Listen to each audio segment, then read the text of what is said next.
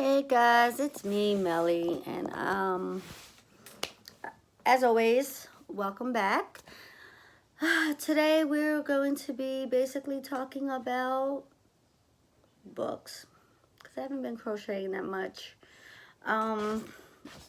Besides the fact that I finished my friend's project, which I believe I told you in the last one. I don't have any, I'm lying. I believe I may have showed you. I don't even remember, like my brain's all over. Did I purchase this? Which is the Ferris wheel by Lion Brand, and this color is Wild Violets. I showed you my other one, the orange one. I purchased this on Friday. And I don't think I videoed all that. Well, I know I didn't video this weekend. So I got 2 of those. And so I have a work in progress. I'm making another cow. It's so pretty. I don't know if you can see it. It's the V-stitch for a friend of mine that is, we are friends through a Prince group. And for my birthday, she had sent me, she makes t-shirts. And I gave her a picture of Prince that I wanted to, you know, that I had won. Like, she had this giveaway,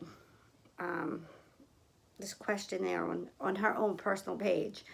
And I answered correctly. And I won a t-shirt. And normally, you know, she has set products that she does. But because it was my birthday month, she let me send her a picture, my favorite picture, and also what I wanted the shirt, if anything, to say. So, in return, because you guys know I try to sell my, well, I don't try. I kind of like let my friends and family know, like, hey, I made this, this, and this, if you would like to purchase it. But not like, it's just, you know, to make a couple extra bucks. And she said to me, she messaged me and was like, yeah, you know, if you have a purple cow, I would love to purchase it. But I just couldn't. I couldn't, knowing that she did something nice for me. I just wanted to kind of pay it forward and say, hey, I'll make you one for nothing, as a gift, my gift to you, for being my friend. And I just happen to have this yarn because, you know, she's like, anything purple, and I don't have any solid purple colored yarn that would be appropriate for a cow. But I showed her this. I sent her a picture of this, and I said, do you like this? And she said she loved it. It was because it's all different color purples. And I actually was attracted to this yarn because of the name, Wild Violets. And there's a Prince song with the word violet in it. The title is Violet, the Organ Grinder. And so I don't know why I thought, I don't know, I'm weird. Anyway, and I think she thought the same thing. It had nothing to do with the purple. It was the name. Anyway, so yeah, that's what I'm working on. And also, here, let me put this down for a second. Also, I started my fall colored blanket. Oh, it's all tangled. It's all tangled. Tangle. My fall blanket using Ice's classic Aran yarn. Wait, where's my end? Oh, there it goes. I don't know if you can see it because of the sun behind me, but if I close the curtain, it'll be too dark. So, I'm using a size 4.5 millimeter hook. And the yarn is a size It's a 100-gram ball, 240 meters. It's 100% acrylic. This is what it looks like. I don't know if you can see it very well because of the light. Probably not. Like, come on, focus. Anyway. Maybe you can see it, yeah. So you can see it better like that. It's a nice twist. It kind of splits a little bit, but not bad, like, you know, because it's the way it's wound. If I show you, look, you could kind of untwist it. You can't even see, but I can untwist it and kind of pull it apart. Let's see if I can show you on the end.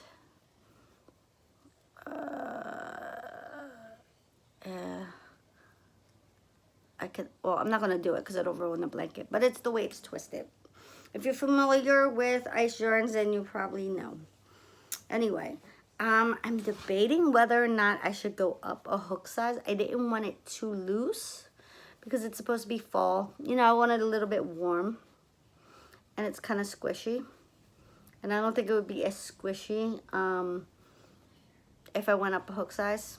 It would be looser. My stitches would be looser. I have 3 colors.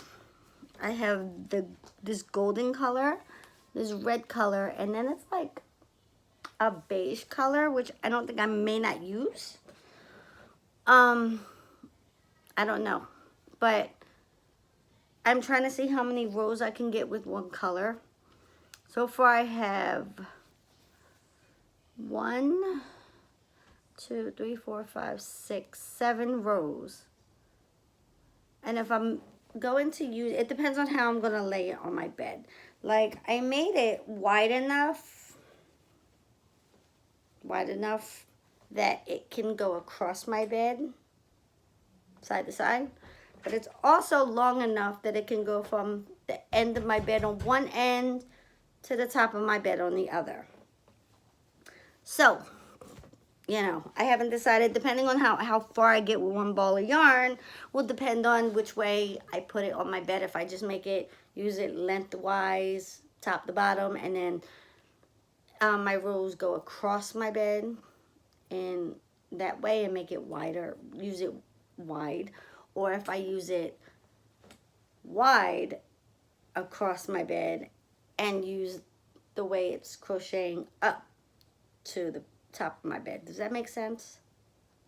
I don't know if it makes sense. Whatever. So if I crochet it, it's this wide. Whatever. I'm crocheting up this wide. It would go up my bed from the foot of my bed to the head of my bed, if I can get it that far. But if it doesn't go that far, once I use up all my yarn, then I would use, instead of using it from across my bed from the foot to the head of the bed, I would flip it so that the width is not, okay, so like if my bed is this way, right? So instead of it going this way across my bed, it would go this way, lengthwise, instead of, so what is that? Horizontal or vertical. It would go vertical up my bed, and then the rows would go across my bed from left to right. I hope that makes sense. I don't know. I'm rambling. I'm still working on my cozy granny square shrug. Try not to do too many large projects, and that's not really a large project. And I'm trying to also get some stuff done to maybe sell for when it starts to get cooler months. I have some stuff, you know, already, so that's fine. And I put away, do you remember I mentioned I was making the Lara cotton V-neck tunic? I put it away because I realized that by the time I finish it, get it sewn together, and then add maybe like short sleeves, I wouldn't be able to wear it because it's going to be cold. I mean, yeah, I could probably wear like a long sleeve shirt, like t-shirt underneath and make it like a vest type thing. But that's not how I wanted to wear it. Um, so I put that in a bag, a nice canvas bag from Ice that I had, and I put it in my closet for when um, I can work on it after. Maybe I'll work on it towards the end of the year, so come spring I'll have it to wear. But for right now I want to work on my blankets because my husband is telling me too much yarn, and most of it looks like a lot because it's ice yarn and plastic. So I'm trying to use my ice yarn up that I bought for blankets first. So that's that. Yeah. I think that's all the crochet. Yeah, that's all the crochet bits and news. Now on to book news. I don't know if you're a book reader and you're an avid book reader, you may know about NetGalley, which is a website where you can request ARCs from publishers, and you request the ARC and you do the review. Well, I realized that I have quite a few backlog of ARCs that I need to get to that have either just been published or were published sometime within the spring. And as long as I download them, I believe they're still on my Kindle. Like they, if I don't download it and they archive it, then I lose it, and that's that. And when you go to give feedback, if you miss the window, you can just say was not able to download due to it being archived, and I don't think it counts against you. But anyway, I always make sure I download my book the minute I'm approved and it shows up on my virtual shelf. Anyway, so I realized I had a few books that I needed to get reading and reviewing. So that's what I've been doing. So I'm going to dedicate the month of August to reading on my Kindle, which I need a new cover, or I need to figure out how I can clean this one because it's a hot mess. Anyway, so I have read, let me see. Let me go to my library and go to my docs. Sleigh Bells. I just finished reading Sleigh Bells by T.C. Westcott, and basically it was about it was called Christmas Village, and well, obviously it was Christmas time in a village called Christmas Village, and it was this whole festival, and the local, I guess you could call it. It was a woman who ran an inn, in a sense, a rooming house. It was her own home though, so she was lodging the carnival people that were entertainment, and the manager, so to speak, of the carnival was killed, but they don't know how it happened because it doesn't seem as if there was any possible way that where they found him, how did he get to this place when there's no footprints, there's no tracks, there's no anything. And they're all trying to figure out, the carnival people, the owner of the lodge and her friend, the sheriff in the town, the police, and then it was like, it's weird.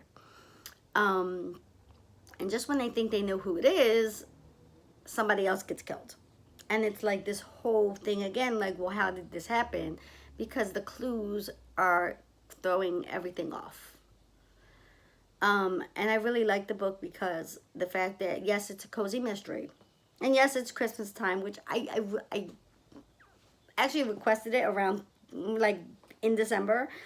So yes, I'm December, January, February, March, April, May, June, July, August. I'm 8 months overdue reading it. But sometimes I like to read books, themed books, like holiday themed books. Not during the holiday, because it tends to kind of not, you're doing your own holiday thing, and it tends to not really resonate with, you're not really feeling the book. But I like to sometimes, like I said, read the holiday themed books on, whenever, like now, because it kind of gives me something to look forward to, because Christmas time is my favorite time of year. Like, I love Christmas. Anyway, so back to the book. So it really threw me for a loop, because I wasn't expecting, like, okay, I know who did it, or I think I know who did it. And then the person, like, oh, well, maybe not. So it kind of kept me guessing. So it was a 5-star book because of that. It kept me guessing. Like, I thought I knew, and then I second guessed what I thought I knew.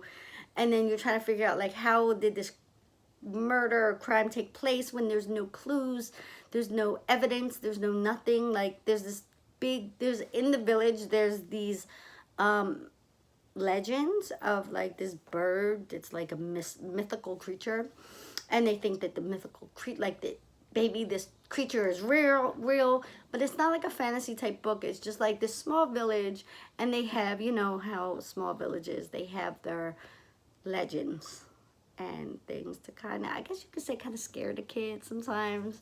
Kind of like we have, like, Bloody Mary, or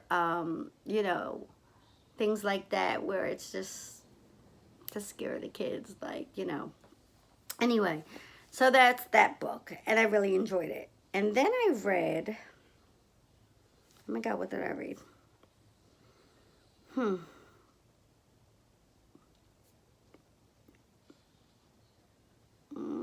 didn't read that. What was the other book I read? Oh my God, did I take it off?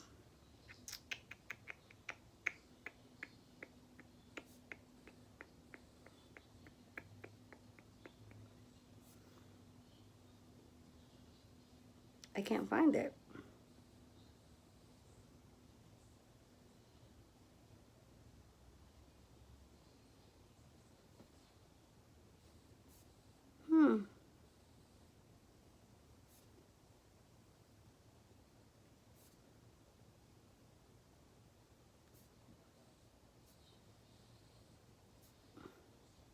I know it was another Christmas book.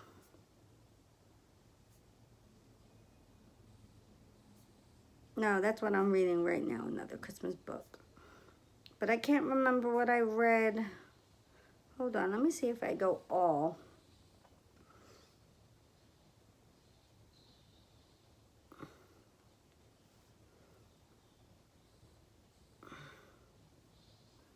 If I go home, if it'll show me.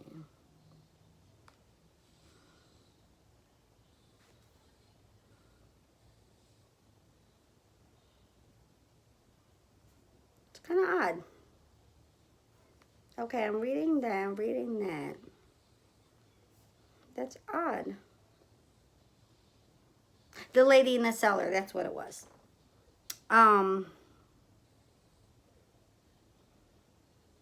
Why doesn't that show as read, though? Oh, that's why, because I didn't finish it. I started to read The Lady in the Cellar, and I had to DNF it, because when I initially read the synopsis, it intrigued me, because I'm like, oh, okay, it's this murder, da da da da, and it doesn't tell you that, and it doesn't even hint to you that it's actually true crime based on a true story, a true murder, and that it's not a work of fiction or based on, a work of fiction based on a true story. It's actually a case study, and it's written like a case study.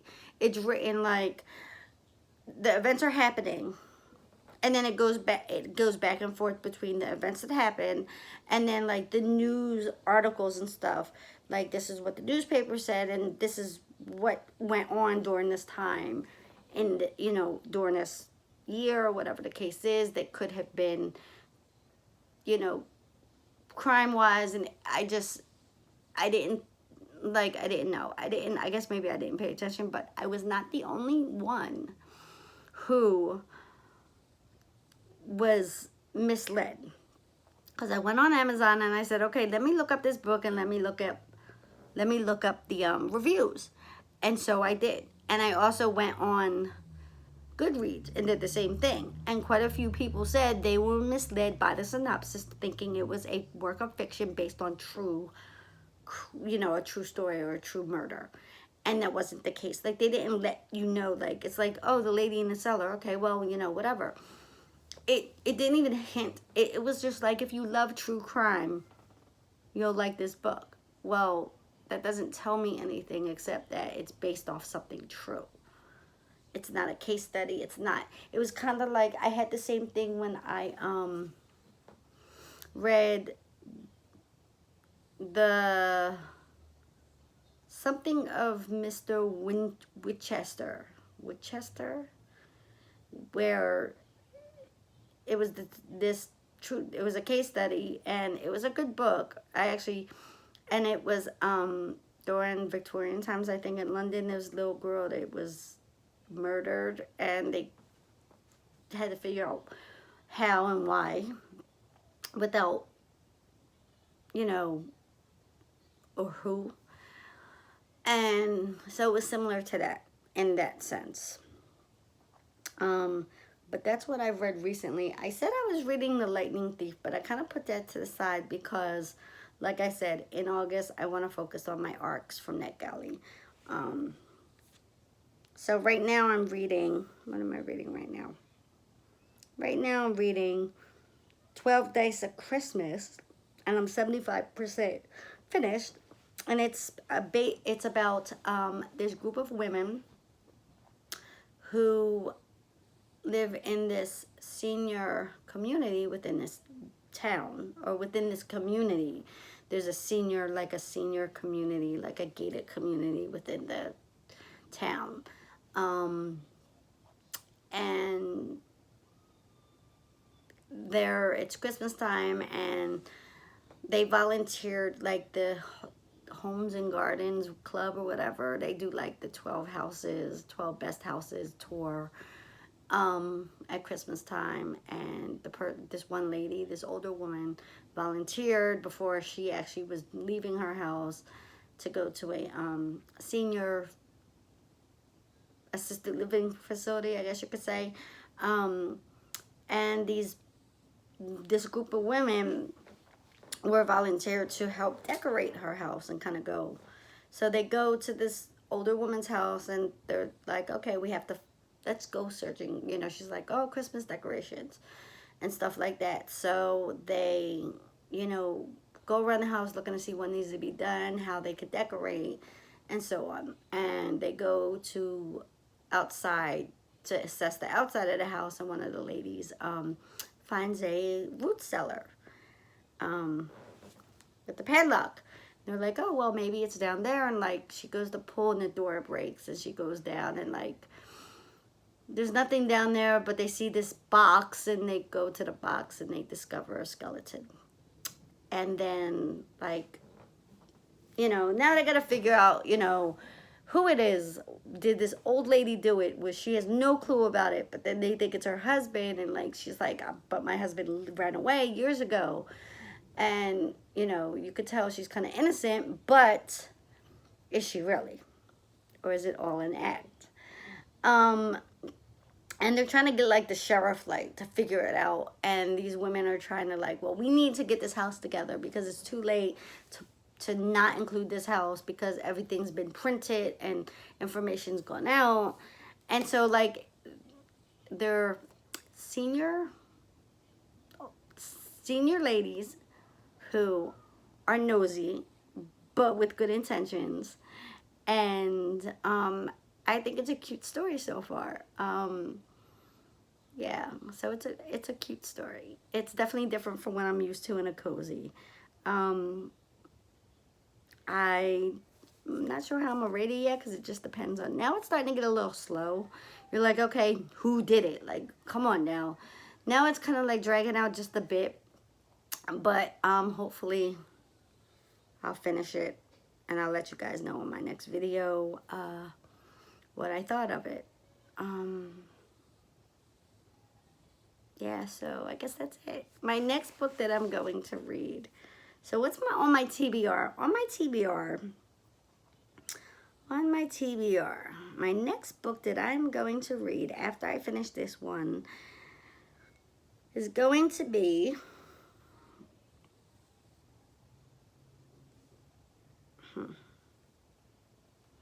it's going to be, well,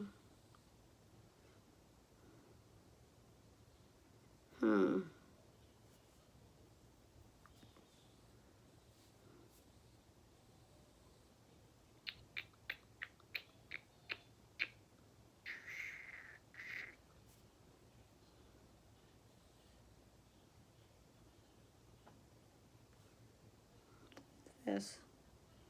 It's going to be, where is it?